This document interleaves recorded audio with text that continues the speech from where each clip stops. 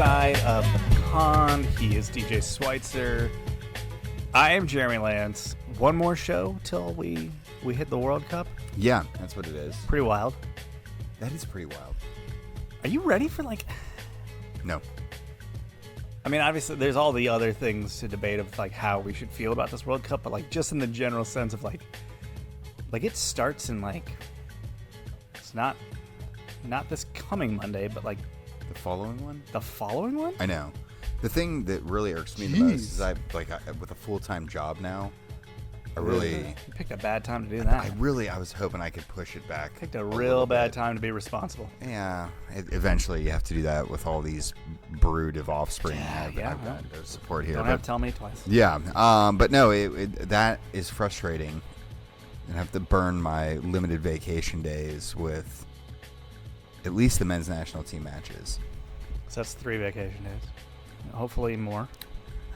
We can't advance now because I will be out of days. Guys, I just can't do it. Can't make it. But no. Do you not get Black Friday off? Do you have to go to work? I don't. I have Black Friday. Black Friday is a work day. Oh my gosh.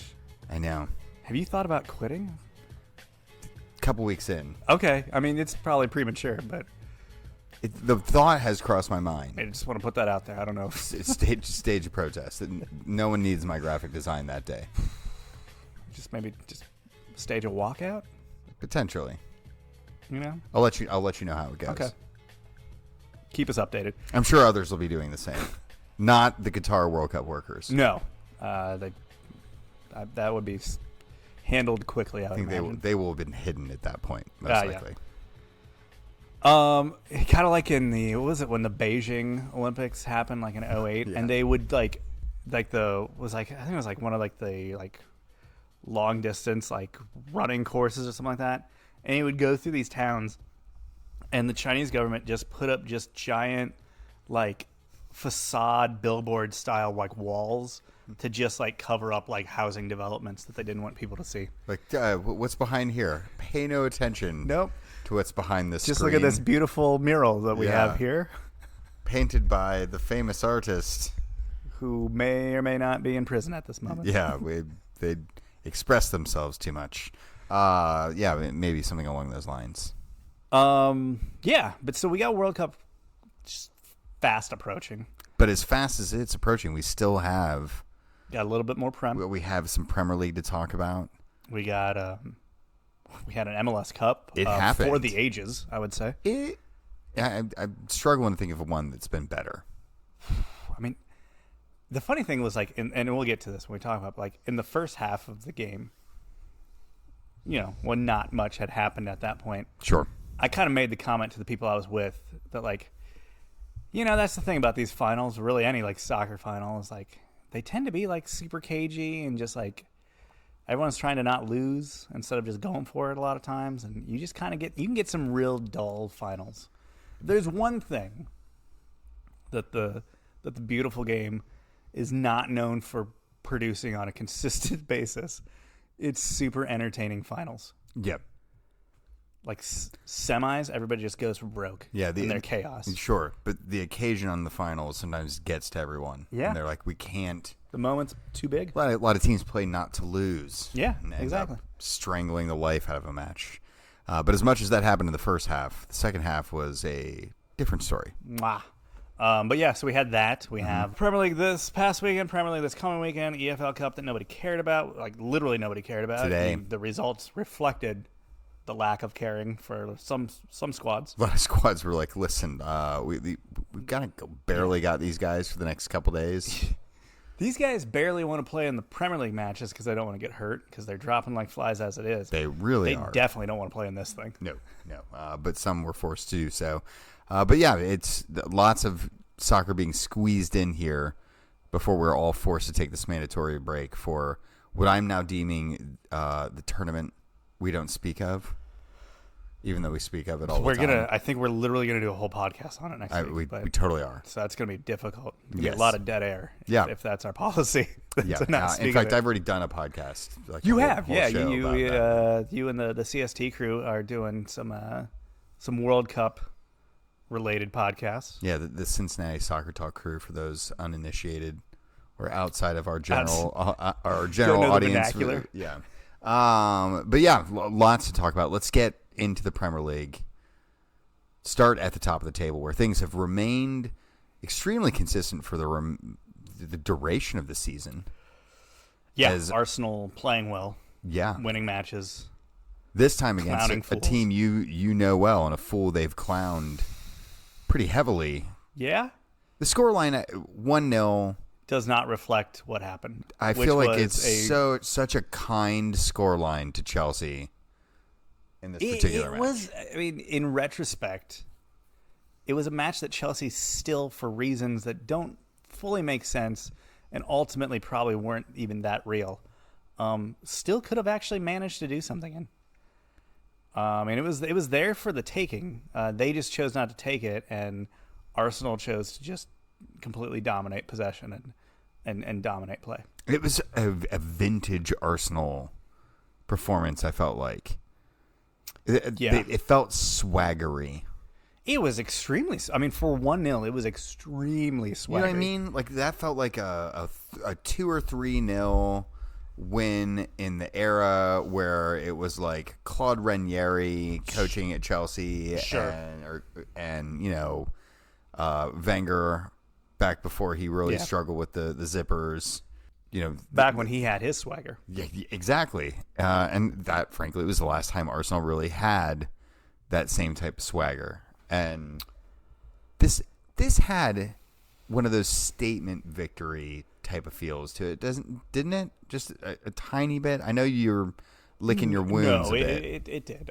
There's no sugarcoating what happened in this match. Like it was a dominant performance. Yeah. Chelsea looked terrible for large stretches of this match. Still had like a moment or two here and there where they like looked like they might not suck. Mm-hmm. They still opted to, but just the way Arsenal just manhandled them, just passed that ball around, just with ease. I mean, the ball was on a string for them. The way they moved it, they had a couple passages of play where they dispossessed Chelsea in their own box and worked the ball all the way upfield for a chance with a bunch of just great, you know,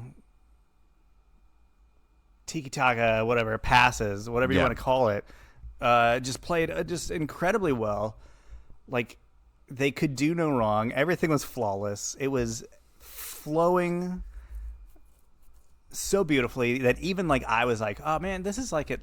I mean, we're getting run here, but like this is aesthetically pleasing. Like I can enjoy the aesthetics of what I'm watching. Yeah. What do you think an accurate scoreline would have been for how the match actually was played? Like 3-0. 3-0, 4-0. Okay. Yeah. I think that's probably in the name. I mean, they had probably 4 really, really good chances. Sure. The 2 I kind of just mentioned where they just beautifully moved the ball all the way up the field. Just working it and just making Chelsea just chase ghost. And they just, both those chances, they just didn't finish it. Yeah. They should have. Jesus should have finished that one that he got, that cross in the box that he tried to get his head on. Should have finished that one. That would have been that could have been goal of the year if that happened, just because that whole buildup was just absolutely amazing. Sure. But yeah, I mean, the swagger is there. Arsenal go into the bridge, just work Chelsea, own the place, roll out. Aubameyang, sour face on the bench to end the match. He really was sour face on the bench. It did not go well for him. No. There's rumors floating out there that Aubameyang was going to go old school and had a Spider-Man mask hidden behind the goal that he was going to don had he scored a goal. Right. But as he has done for most of the season, he didn't score a goal. No. Did not. It's hard to pull out. Finish one. Hard to pull out any of those masks when you're sitting on the bench. You always wonder about that stuff, like when the guys have that stuff planned out, like USA v Mexico. Pulisic doesn't score, and then but he's got that whole man in the mirror thing written on his undershirt. So like, the match ends. Do you just like not take your jersey off because you don't want anyone to see the That's the exactly cool celebration you it's exactly made what it is. Yeah, but again, you got to have a little bit of that swag before you can write something down like that on your chest. You know, Like Chucky's like, hey, can we swap jerseys? And he's like, can we do it in the tunnel? Let me go. I'm gonna go into the locker room. Let's go back here. I'm gonna go change, and I'll bring it out to you. Yeah. I'll bring it out to you. It'd be safer for everyone, for you, for me, for the masses. But Arsenal roll. Mm-hmm. They actually had to win the match to regain the top of the table as temporarily City having played on Saturday. City took first place there for a moment. Sure. By 1 point. Gave it right back. They don't have it anymore. City had an interesting match. They almost dropped points to Fulham. I mean, and a lot of this due to the fact that they had a sending off. João Cancelo just got sent off. What was it? That's not helpful. 26 minutes in, and it seemed to, basically exacerbate an existing problem. But then they got bailed out by a 95th minute penalty. Well, they were up 1-0 when they went off. So like it was a typical City cruising performance. Mm-hmm. Holland coming off the bench in this one, by the way, so he's still not fully fit, I guess, or they're just resting him. They're resting him for that World Cup. He's not participating. Yeah, exactly. But things quickly fell apart for them. Had a penalty right after that they conceded, and Fulham gave them a fight, but ultimately, the wasn't to be. £1 billion squad won out as it might, as they're apt to do. Speaking of a lot of money being spent, the money really hasn't been spent yet. The Magpies, are they legit? I went back and looked through their kind of season. It's been pretty good. 16 matches, 1 loss. They haven't lost. That one loss was in August. At the end of August to Liverpool, of all teams, at Anfield, 2-1. So not even bad. They have not lost in 10 matches. Yeah. Only 2 draws in that. Right? 4 wins in a row. Yeah, 4 wins in a row. They are positively cruising. Now, I was like, well, maybe their competition's been a little suspect. No, it's not been. Mixed in there, they also had just a couple weeks ago, a 2-1 win over Spurs at Tottenham. They had a 3-3 with Manchester City, so they went toe-to-toe with them. Yep, that's big boy stuff. Already mentioned Liverpool. They had a 0-0 with United as well. Like, they've had a lot of very good results. They'll slap Chelsea this weekend because Chelsea is not playing well and traditionally sucks when they go to St. James's Park. So. Well, something that Newcastle, like they've always been a very inconsistent club. Like they've had some games where they look good, other games where they look poor. Dropping matches against teams maybe they shouldn't. They don't do that this year. This year they are cleaning up points. When they are facing a side that is quote unquote inferior to them, they take it. In the last month or so, 4 of their matches, they scored 4 or more goals. That's a lot. Yeah. I mean, they're housing dudes.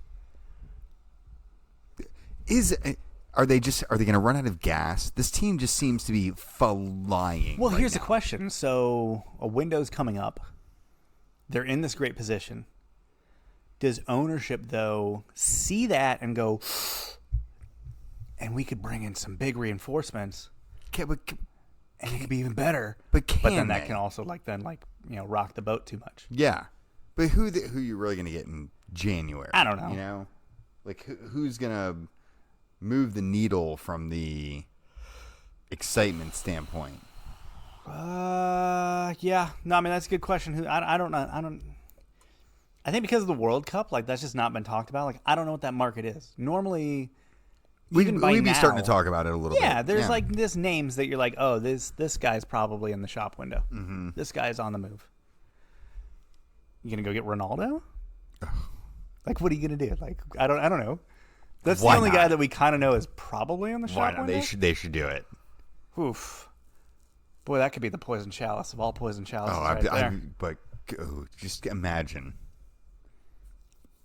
That seems like such a trap that's anti-hero stuff. That's anti-hero porn right there. Well, I mean, if the ownership fits. Yeah. I mean, he doesn't seem to have any problem getting in bed with trouble. No, he's pretty good with that. Metaphorically and literally. Yeah. Let's whip around the league. Yeah, we should. Southampton, Hasenhuttl got fired. No, he did. It's first thing Monday morning. It's like they woke up and they were like, here's your pink slip. They're probably hiring Luton Town's manager. Cool. Which, if you haven't been paying attention over the past couple of years, Luton has been on the rise. Mm-hmm. They were like,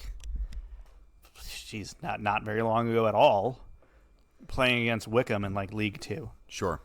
They've firmly been in the championship for a couple seasons now. Like right now, I think they're like ninth place, like hanging around top of the table kind of stuff. Yeah. Good squad. Mm-hmm. And it sounds like their manager might get finally rewarded for all that work and get the big call up to a side that's possibly going down. Good for him. Congrats. Spurs lost. Do we want to comment? No. You guys played Liverpool. I'd love to skip right past it. No, a team that is in a very inconsistent form. Yeah, very seesaw. It was all, especially the first half. I felt like it was the old Liverpool, the one that we've all known and loved for a while. Sure. A bit more swagger. Salah, who's really just, of all the players who seems to have fallen off a cliff this year. Yeah. You know, he's the one I feel like we're not talking a lot about how his form has just really vanished into thin air. But he had a great finish to kind of open things about 15 minutes in, and Spurs were just taking it on the chin there for a while, and that's been a bit of their season this year. Like, they have to get scored on before they wake up and get going, and they've recovered a ton of points from losing positions this year, but this is a bit too tall of a task to recover from that big of a deficit to Liverpool. Yeah, no, I feel like this is a season where Liverpool should be you should be able to go into a match against Liverpool and be like, yeah, we could. They're kind of a mess right now. Yeah, we can grab this. To be fair, the second half was highly enjoyable, particularly from a neutral's perspective. Spurs could have gotten themselves back into it and ultimately didn't. And mm-hmm. Yeah, not pleasing. Especially as we saw Newcastle leapfrog us as a result of that. So, nice. So, the big news after the Chelsea match was, hey, word is Ronaldo is starting for United, and he's also getting the captain's armband. Which was like, wow, that's out of character for the way this all has been going. Yeah, right? But, let's see how it goes. It went horribly. Yeah. They got just rolled by Unai Emery and his... that was his debut bench. It was his debut bench for Aston Villa. Shows up, rolls out, and match one. Dracula's the crap out of Ronaldo. United. Just fangs on the neck. 3-1. Easy to find on Ronaldo, by the way. Thanks for coming by. Yeah. Yeah, it's a meaty neck. I do think that result plays right into Ten Hag's hands. Look, I've brought you back into the squad. And look what happened. And I've given you the captaincy. And look what you've done. Look what you've done. Look at the mess you've created. Look what you've done. You disgusting little rat.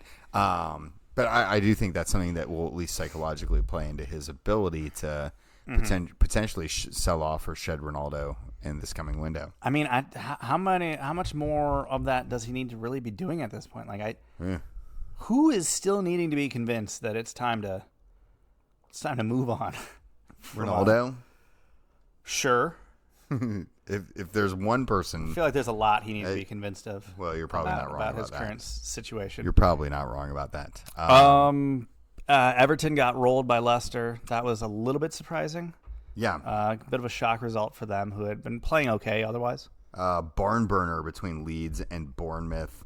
Yeah, saving it until pretty late on again for Leeds to pull off their second win in a row. Mm-hmm. Another huge result for Jesse Marsh, whose seat remains toasty despite the 2-match winning streak. Sure.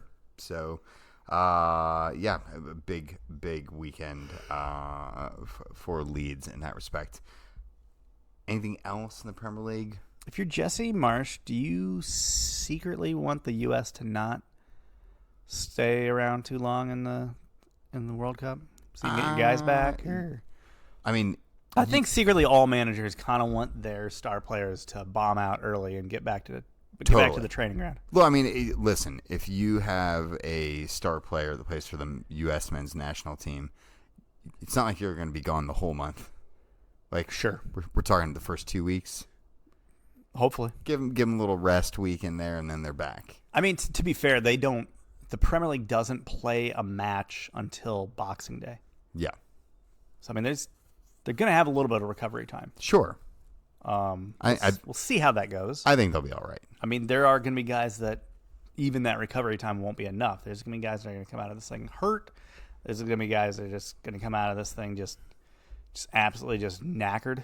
Mm-hmm. And we're seeing guys going into it absolutely knackered already. I mean, we were seeing guys. We had dropping like flies right now. Yeah, Mane just got announced that he's hurt and he's going to miss the World Cup. Mm-hmm. You really wonder what these rosters are going to look like this weekend. Like, how many players are going to like beg their manager out of playing this coming weekend? I've got my legs. It's really hurting. Sir. Did you see what Lewandowski did? Yeah, where he just went and got himself sent off in the first 19 minutes of the match this midweek. Hey, look, if you can do it, be the first one to do that before everyone catches on. Let me get 2 yellows in the first 19 minutes of the match. Yeah, it seems a little excessive, but everyone's got their reasons. All right, let's go stateside. Yeah, MLS Cup. Let's talk about the MLS Cup. We talked about it a little bit. It was absolutely insane. Best MLS Cup ever. It's got to be, right? Like, well, I mean, what else is in the running for that? Outside when I've had a sporting interest in it. You know, like when the Crew played matches. Probably rate some of those, but even I know that those weren't as entertaining a matches as what we were served up this past weekend. And the weird kickoff time. Again, MLS. They're still trying to figure this one out. Do you think if they had a prime time spot that would have helped them in any way, though? Prime time on a Saturday where you still have a lot of college football going on? I don't think so. Yeah, I don't. I don't know that it does. I don't know what that solution is for them. I think they're. Here's the question: have they thought about? And I don't know if this is just maybe almost like throwing in the towel. Have they thought about like a Thursday or a Wednesday for a final? I'm sure it's been discussed. I mean, you play on a Wednesday in the fall. Like, what are you going up against? People's regular season NBA games. People's their kids' soccer schedules. Well, I don't know. Late November, early December. Hopefully, maybe. Your kid's not that good at soccer. They don't have stuff going on. Mine certainly aren't at this point.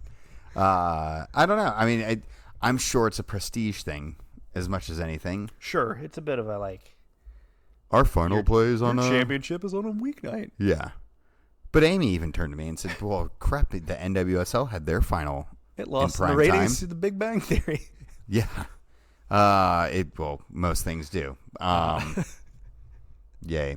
I don't know. I mean, the game's time aside, it was still a joy to watch. Oh, it was so good. We got a lot of great. It was openly reffed too. Mm-hmm. They were letting stuff kind of go a bit. It's what MLS can be, like at its zenith and its best, and I do feel like we got the 2 best teams in the league that were, paired off against one another, and we got to see them really go and prove on multiple occasions why they're the 2 best teams in the league. Yeah, no, we got the cream of the crop in it, and they acted like it. We got It was funny when Gareth Bale came on in the final, and he obviously ended up being decisive and scoring the leveling goal to send it to penalties ultimately and extra time. I was like, man, Gareth Bale in a final would terrify me. This guy is like single-handedly won 2 Champions League finals, like all on his substitute own. You said on last week's match you wanted Gareth Bale to score a goal. I joked with you. Well, he's got to actually make it in the on the 18 and get it on the field. He did all those things. He didn't check. All completed. I really enjoyed that. Like that was a little bit of a fun bit for me, and I had an interest in both teams winning. I could make an argument for both teams. That's why I'd want to see them lift their first trophy. I feel a bit for Jim Curtin and this Philadelphia side who have just been on this steady upward climb and trajectory. Sure. And to see them get upended by one of the big city, and it's easier, conglomerate teams. Yeah, it's easier to look at Philly and their roster construction and going like, wow, they really went about it the right way. And it's also easy to look at LAFC and going like, hey, how did they finagle that as a non-DP deal? Well, I think they're giving us two. They're giving us 2 different models. Sure. Right? Like Philly have really focused on, and they have cashed in on their DPs of late too. Sure. But they built out of the academy. They've given you an organic model, if you will. Like as organic as you can get in MLS to be a successful team in this league. LAFC have not had the time to grow organically to their current station. They had to come in and be clever in their roster moves and their building and. But that's what you have to do, right? Like you're in LA. Mm-hmm. I think it's expected of that club to operate in that way, right? To go after big names, to always look to be splashing the cash and bringing in these marquee signings and like look at all this stuff that we're doing here. This team was literally made to do that. Sure. Right? Like they're everything about their brand, their aura, the club ethos, their flashy ownership that they like to drag into the Will Ferrell. Nomar. Tony Robbins. How do you not like enjoy that a little bit?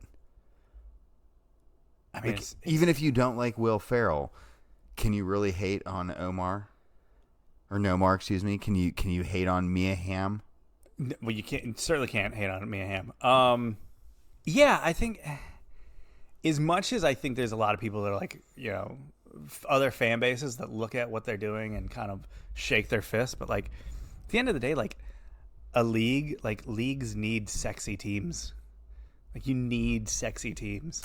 This is a pretty sexy team. The Premier League needs sexy teams. Like these things are necessary. Well, LA Galaxy have been like the beacon in MLS for so long. Like their damn logo is the beacon, right? Like, and there were times where they were the sexy team of MLS, right? For sure. Beckham era. And they had a big resurgence this year, full credit to them.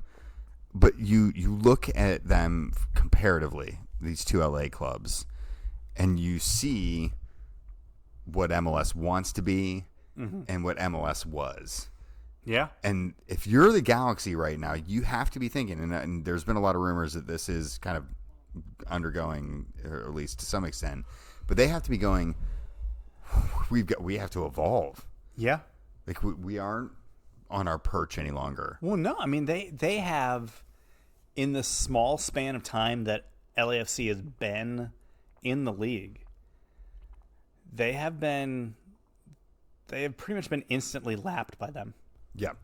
I mean, even just from a market buzz and viewership and like I mean, LA Galaxy has an MLS 1.0 vibe, and it has a lot of fans that have been around, fan bases and fans that have been around for a long time.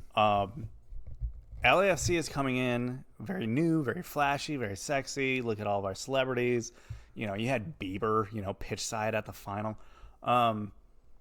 Like, they're so much more attractive, and like they've been able to go and grab so many fans that were they didn't just like come out of like thin air. Like they existed, and the Galaxy didn't do enough and weren't sexy enough to get their attention. Yeah. And LAFC came in and found those people and brought them in and gave them a voice and an outlet. Yeah. And it's definitely, if you're LAFC or if you're the Galaxy, you have to be sitting there and thinking, how are we going to like regain our share of this market? I mean, they're gonna have to do something here. Have to. And hopefully the rest of MLS sits up and takes notice, because Sure. that market has long dragged this league to wherever it's going to be. But you almost wish there were more of that around the league for some of these 1.0 clubs, right?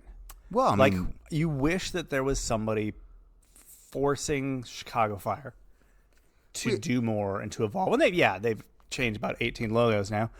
But like, as far as like, hey, we really have to make a better effort and have a better strategy on this on-field product. well, I think that's something that we're seeing right now here in Ohio. Sure. You know, Yeah. the crew, credit to them, have been ambitious on the field. Right. At least since the Hunt ownership's movement. But the FCC's existence forced the crew to move, and to not necessarily move to a new building. Well, they literally almost moved completely. But that was an entire, part of that entire dynamic was the fact that FCC were evolving the game and changing what could or couldn't be done in Ohio soccer. Yeah, I mean, you had the crew. Remember when Precourt came in and was preaching all of what he was going to do with the crew? One of the first benchmarks that he was trying to strive for, and this kind of tells you where the crew was at the time, was he wanted to get to 10,000 season ticket holders. Oh, man. And that was like a big benchmark that they were going to try to achieve. And I think they did. I do think they hit it during eventually. his era. Yeah. I know they've I believe surpassed that since then.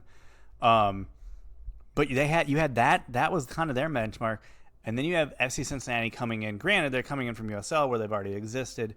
Cheaper tickets, but like they come in and they instantly have, in season one they blew out like the 10,000 benchmark that crew were going after, right? Like, I mean, I don't know that it would happen in season. Maybe it did. It was like 15 to 17. I want to say in season one. It was in there. So anyway, but it was.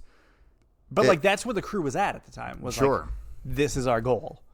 Let's move that needle. Yeah, and when you get another team in the area, we talked about this before. Like the crew had a 2-decade head start on FC Cincinnati when it came to like grabbing the rest of Ohio, specifically grabbing Southwest Ohio, right, and getting them in. And they didn't make great efforts in that for 2 decades. And then when they felt the heat of FC Cincinnati as this USL club and all this stuff, they actually like tried to make some like veiled efforts, and then they kind of even immediately heel turned on that, and then like it was like the whole like we're Columbus's team. Yeah. And here's our really weird looking jersey that's a play off of the city flag. No, let's just forget that. Although the terrible jersey. Still want a pair of those teal shorts. Those were pretty nice. Actually, those were great. Still want them. But anyway, MLS Cup obviously went down to penalties. LAFC. Well, it went down to penalties. Before that, you had multiple goals in added time. In the final moments of added time, you had a keeper coming out of his box, getting a red card, and breaking his leg off in the process. Max Crepeau. Yeah. The starting French national team goalkeeper, by the way, that will cause them Canadian national team goalkeeper. That will cause them some issues, I think, at this upcoming World Cup. They have qualified for the first time in a gajillion years. So is Zach Steffen Canadian? Can he? Maybe he will need to be here shortly. He's looking for a plane ticket. He might be, but yeah, this game did have just it had everything. We were looking at just all sorts of drama, all sorts of intensity, all sorts of highlight reel stuff. There were some great goals. Calvin Acosta had a marvelous goal in this match. I mean, MLS delivered on every front for the final. And even I hate penalty shootouts. And even penalty shootouts like this one, it was over quick.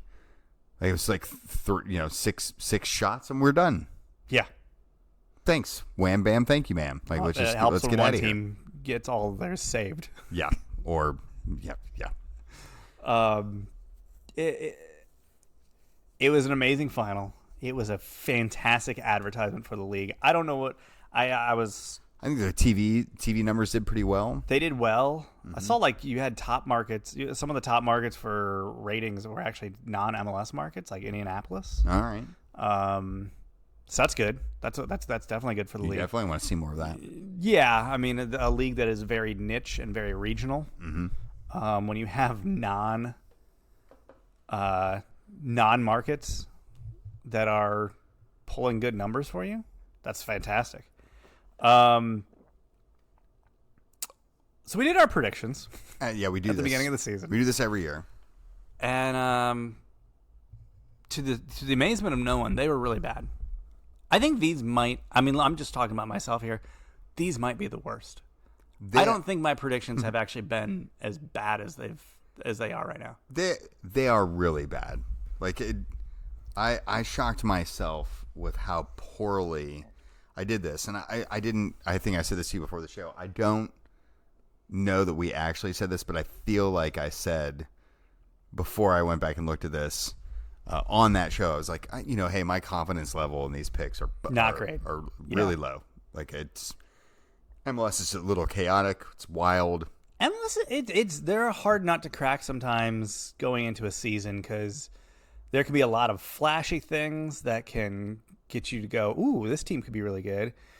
Then you just have like the inconsistency of like teams that were good last year show up with the same roster and suddenly aren't good this year. Like, wait a minute.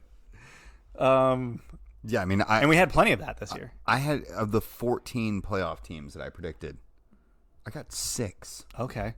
So let's run through it. So to refresh everyone's memory, the Eastern Conference standings finished as Philly, top of the board, Montreal, NYCFC, the Holders, the Red Bulls, FC Cincinnati, Inter Miami, and Orlando. Those were your playoff teams. I had Supporter Shield winning first place Eastern Conference team, Atlanta United. They did not make the playoffs. I had them in second, so yeah, I didn't. In second, I had New England, who also did not make the playoffs. Yeah, I had them in third. I had Philly third, so I at least had Philly as one of the better teams. I had them in first, so that was one of my. Okay, like, I did pretty well there. Yeah. I had Toronto fourth. Again, a team that did not make the playoffs. So that's, I also had them in fourth. So we're 4 deep into standings. I've only listed one actual team that made the playoffs. Yeah. I had NYCFC fifth, so that kind of worked out. I had them sixth. I had Orlando sixth, and I had Chicago seventh. Ooh. They finished. Ultimately, Chicago finished. They finished above Toronto, who, if you remember, I had above them. They finished 12th. Toronto finished 13th. Yeah. Luckily, I didn't have DC United, your 14th place team, listed as a playoff team. I had the Crew as a playoff team. They obviously missed out on the playoff line. Yeah, that was a close one, though. I did have Montreal in the playoffs, but as my 7th seed team there. So again, they finished second. Yeah. So only 3 out of the 7 in the East. Yeah, I had 1, 2, 3. Yeah, I had 3. Yeah. Out west. So again, the refresher. Your Supporter Shield winner, LAFC at the top. Austin, Dallas, LA Galaxy, Nashville SC, Minnesota, and Salt Lake. Those were your 7 playoff teams. I had, in first place, Seattle, who again did not make the playoffs for the first time ever. I also had them in first place. To be fair to us, I don't think anyone really predicted they would have this. And we made these predictions at the beginning of the season, right, at preseason. So right in the window of the time that they were ascending to their eventual CONCACAF Champions League champions, like Yeah. things were going well early, and they just lifted the title. Like this is like that. felt I pretty don't good about feel them. bad about that choice. Yeah, It or not didn't the work title, out, but they but made I it don't pretty feel far in, stupid but about it. I had Portland second. I had Nashville second, so that's one of my Okay, West teams. it's Portland didn't make it, so I'm 0 for 2. Yeah. Then I had LAFC. So again, the third place team is the first place team. I had them in fourth, so In fourth, I had Sporting Kansas City, who ultimately finished 12th. yeah, I had them in third. Okay. I had the Galaxy in fifth, which was probably the closest I got, as they finished fourth. I had Colorado in that particular spot. They did not make the playoffs. They did not. They finished 10th. I had Colorado 7th. I had Minnesota 6th, which is actually, ding, ding, ding, the one I actually got right out of all of this. Minnesota did finish 6th. I had Portland, who obviously missed out, Yep. and then the Galaxy in the last slot. So I had, again, I only had 3 playoff teams. 6 total for me. 6. 6 total for me for the 2. Yeah, I had 3 and 3. So we did not do well. Okay, so of the sides you picked to finish top, Seattle and who did you have? Atlanta, yeah. Neither of them won the Supporter Shield, so you did not get Right. this one correct either. Absolutely not. Yeah. I had Atlanta as my Supporter Shield winner. I had Seattle. So Okay, so we both blew it. We both blew that pretty badly. Missed that one. Who was your dark horse pick? My dark horse pick? I picked the Crew. They You were close. Yeah. Would they be dark horse? No, I don't think so, because in order to be a dark horse, you have to be able to actually make some waves, Yeah, right? and maybe not have won the title. Who do you think actually the dark horse was? I think I have a pretty clear candidate. Here, Cincinnati, right? Cincinnati, I think, is in contention. I think Montreal is definitely in there too. For as well as they did, right? That's what I'm saying. If you had been like, "Hey, Montreal, we're going to finish second this year," I think out east you have a couple options there, because I think also Inter Miami is also a team that a lot of people were down on. What are you doing in here? And how'd you get in here? Out west, Austin. Austin's definitely. They finished second. Yeah. A lot of people probably didn't have. We didn't have them. Laminated Cards didn't have them. Dallas. Yeah, that's kind of, I don't know, maybe a little bit. Salt Lake. I think Austin's your shoe in. Austin's definitely the one. Yeah. There were a lot of dark horses this season. I didn't pick any of those. I picked Chicago. I put a lot of chips on the Chicago. You really, if I remember correctly, you really liked. I was all in on Chicago. You loved that Shaqiri signing. Yeah, we'll get to that in a second. Yeah. Okay. Fair enough. So champions. Who did you have for the champion? I don't remember who I put down. I want to say I went with one of those higher seeds. I think I can't imagine I got it right. I said it was going to be one of 2 teams. Okay. I said it was either going to be Atlanta United, which it was not. It absolutely was not. Or LAFC. So I'm giving myself partial credit. I think here. I went safe and probably said Seattle. Yeah, I'm guessing that's what I did. That feels probably about right. For an MVP candidate, who did you pick? Do you know? I had Shaqiri. Ooh, I had Shaqiri, who I think finished with 5 goals or something like that. Yeah, he did not. He did not do well at all. Yeah, I had him in my bold prediction category. I just put something Shaqiri-ish, and I just feel like we didn't get any good Shaqiri moments. Shaqiri finished with 7 goals, I believe, if I'm not mistaken. A bit of those were not from open play, let's say. Yeah. Okay, fair enough. Probably penalties, I would presume. I think so. I picked Lodero, who obviously didn't. It ended up being Hani Mukhtar from Nashville, who had a truly monster season. Spectacular. I absolutely really enjoyed it. I got to watch Nashville play in person a couple times this year and really enjoyed watching them play. They weren't the defensive stalwarts that they had been in years past. Mm-hmm. And a well-deserved MVP in my opinion. Your Golden Boot winner? I actually don't know who I picked for this. So I definitely know who I picked for it. And let me just point out, I'll pull it up here, what my Golden Boot winner finished with when it came to goals. And I am unhappy to report that my Golden Boot candidate only scored 9 goals. And that was Joseph Martinez. I bet that's who I picked too. Ultimately, he's basically was phased out of Atlanta United. Well, I think we both thought he was going to have a bit of a renaissance year. Yeah. Right? Coming back from that injury that he took him out for most of last year. He'll be back. Atlanta, they invested in themselves a little bit again. Yeah. And, we were obviously optimistic in a way that was very unrealistic, given that he has. I mean, the club has said he's gone. He's gone. He is not. Sounds like he might go to Charlotte. Charlotte might sign him. Yeah, or he goes somewhere else out of the league. But yeah, that did not go well at all. Not the way that I saw that relationship ending. Ultimately, though, he did have the most goals on Atlanta United, but that's really speaks to how poor of a season they had. Yeah. Do we want to get into what we did for any of our bold predictions? What about manager or sack race? You got either of those? I didn't have sack race. Okay, in here, I had Phil Neville, sack race winner. He's still employed, so that amazingly. Not only is he still employed, it ultimately was a good season. It was a positive season for them. Good point. Manager of the year, I did have Gary Smith from Nashville. I mean, so Jim Curtin won it. Yes, he did. Which is what I had, actually. I had manager of the year, Jim Curtin. So I nailed that one. Way to go. I mean, Gary Smith.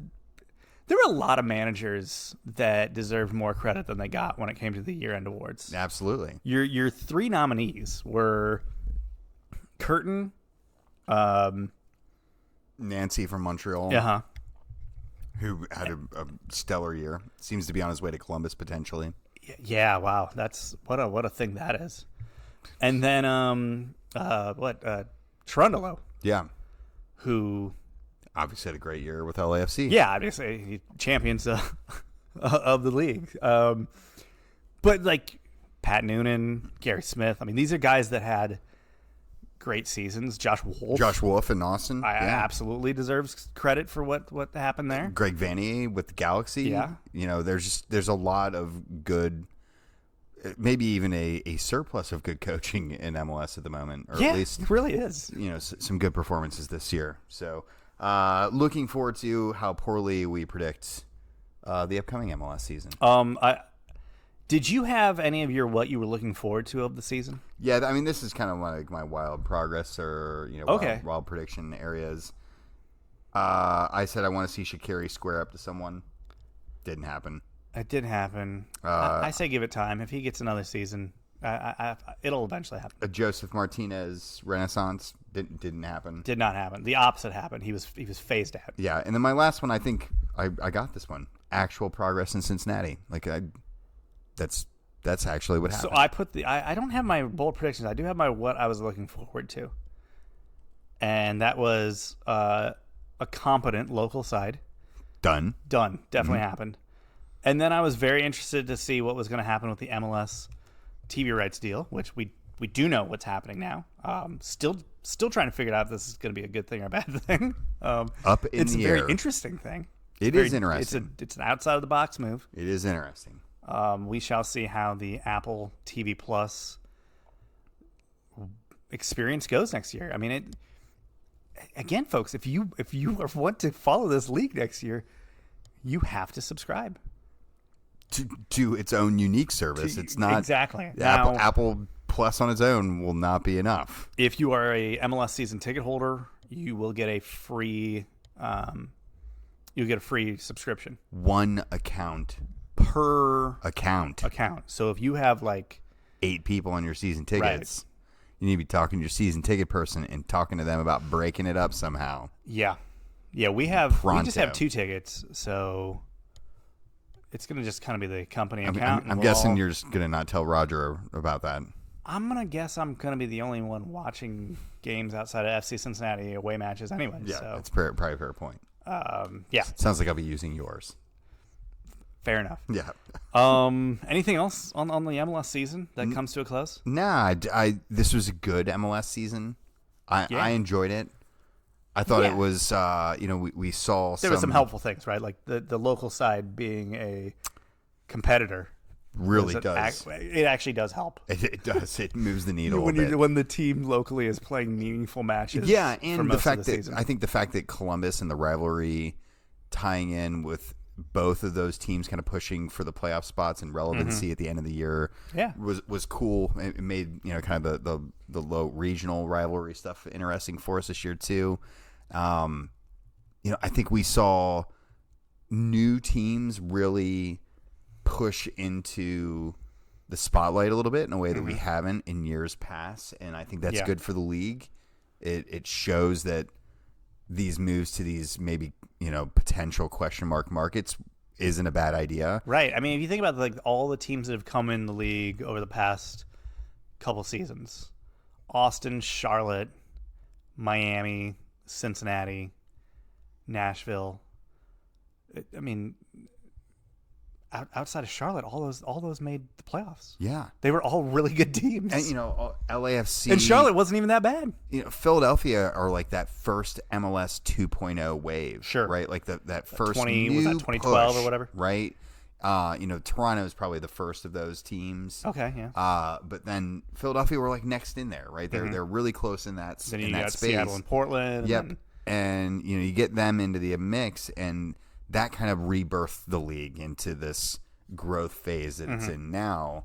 And then, LAFC are like this crowning achievement of 3.0 MLS, right? Like a return to a market where they'd, failed with the second team, and, what's that going to look like that for us, and how, a new ownership model, a brand new stadium close to downtown, everything that MLS was supposed to be. And now it's won its first kind of championship too. Yeah, so now it just needs a parking lot for itself. Yeah, someday they can get those.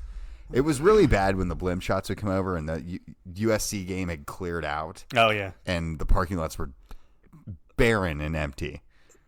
Everyone, yeah. And you were like, so many people in that stadium are pissed off about that situation. It was a bad situation. It was another one of those highlights, though. It's like as far as MLS has come, there are still moments like this. Everybody that showed up to the championship had to go to Dodger Stadium and take a 20-minute bus ride. Listen, that's far better than everyone showing up at Yankee Stadium for an MLS Cup match. Yeah. To actually be played there. Yeah. No. Which is also a bad sign for worse things can happen. Major League Soccer at this point in its life. So, good season. It'll be interesting to see the off-season stuff's ramping up already. We have an expansion draft at the end of this week. Soon. Yeah, on Friday. Yeah. End of season roster announcements should all be in by like tomorrow, basically.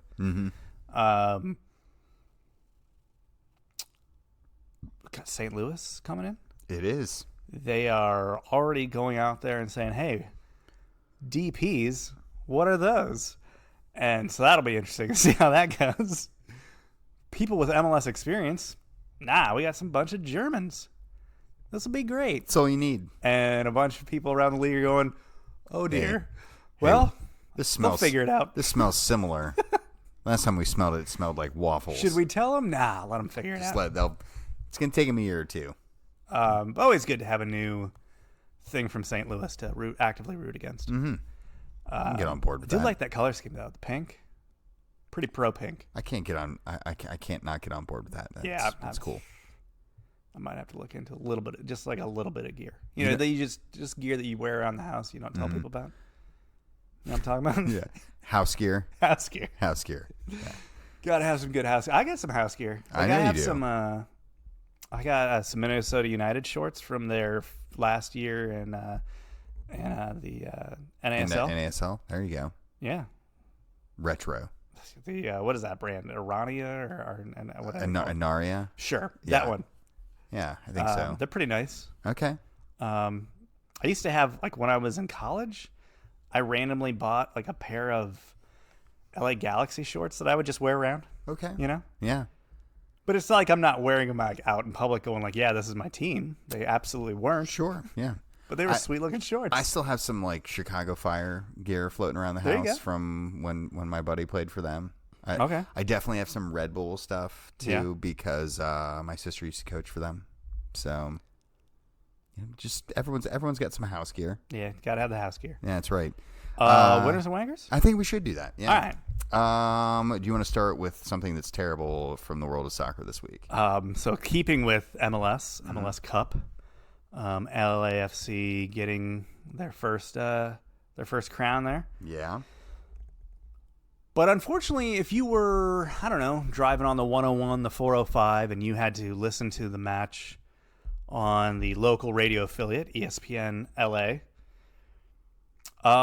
right as the winning penalty was about to be taken, the broadcast switched over to ESPN's pre-game coverage of the World Series.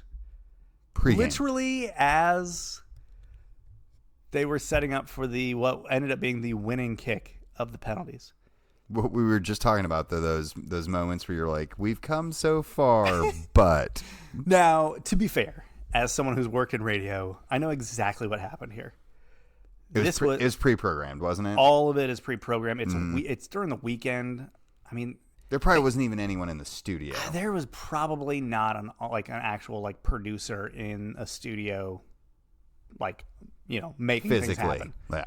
It was probably all done with automation that every radio station that runs simulcasts of all different networks. I work out one still that uses multiple different networks, and it's all through this automation and these these tones that you don't really hear come across, and it triggers stuff. And you know, it was the top of the hour, and that was scheduled for the ESPN pregame broadcast to start, and boom, it did. And there was nobody in that studio to go, oh, F, let's not do that. And, you know, pull out of that tailspin and get it back to the broadcast. And by the time they figured it out, like, you're just like, yeah, oh, whatever, just let it go. Someone's, you know, frantically running down the hallway from, like, another studio trying to fix crap, it. oh, crap, oh, crap. Yeah, that's a bad look, though.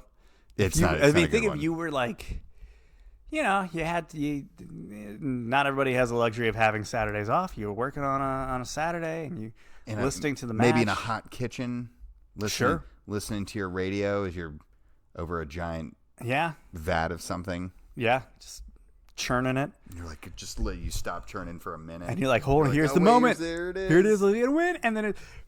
Oh, man. That would put me over. I'd be pretty pissed off about that. I would lose my mind. So that's my wanker. Was ESPN LA. You blew it. They deserve it. They deserve it for sure.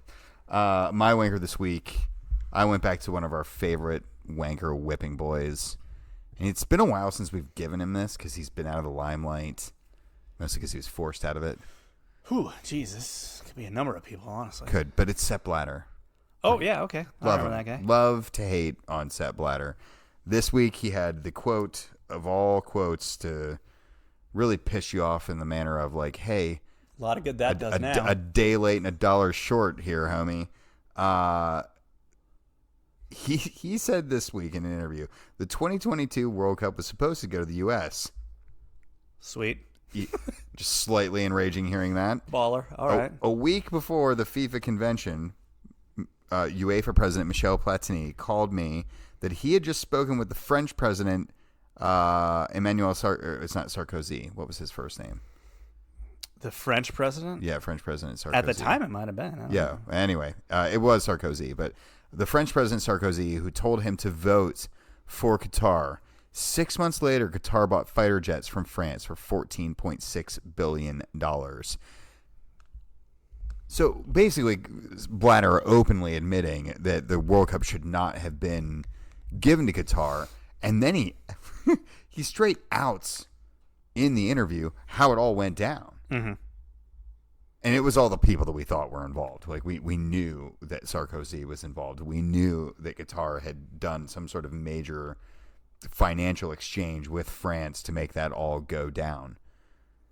But man, does this make me angry because he got paid about all this already. Like, yeah, he had to forfeit a bunch of money, and he's probably not as rich as he used to be. Bummer. But what the hell? Why But is it's he just doing like, this now? oh, now you're gonna say the truth. Like, did you just have amnesia? Like, no. He's like Miley Cyrus in right now, right you've before the sat tournament. on this for this entire time, and now that there's nothing that can be done about it, And he's banned forever, so he's not allowed to even come. not like it matters. Like, literally, now that those words being spoken means literally nothing, and the ramifications will be absolutely nothing.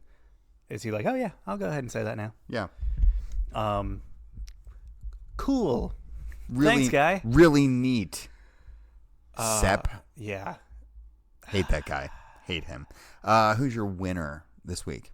Well, kind of keeping with the same topic is Netflix. They dropped yesterday the documentary on the FIFA corruption that they have put together. Have you watched it yet? I've not watched it yet. I've heard good things already.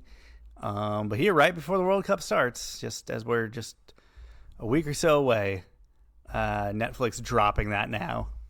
Perfectly timed. Perfectly timed to get you all riled up and make you really question why you are going to enjoy the next month of the World Cup. But listen, we all have our vulnerabilities, and we're all gonna, as much as we hate it, you're gonna enjoy it. Yeah. Well, We're not gonna feel good about it. Save this for No our one's preview. gonna feel good about it. Save this for the preview show. Save this one for the preview show. I've got some thoughts on this. Okay. So, Do like a hate watch? Do we hate watch it? ooh, I like that. All right, there we go. I like the feel of that. Hate watching the tournament we won't speak of. There we go. Perfect. You're a winner. My winner, I'm giving my winner to the entire Aronson family. Not only do they have a son going to the World Cup, which is exciting, it's super exciting. Yeah, I guess we do need to talk about that here in a second. That did come out. Yeah. But go ahead. Yeah, we'll save that for next week as well. Okay. But the Aronson family, they have Brendan going to the World Cup.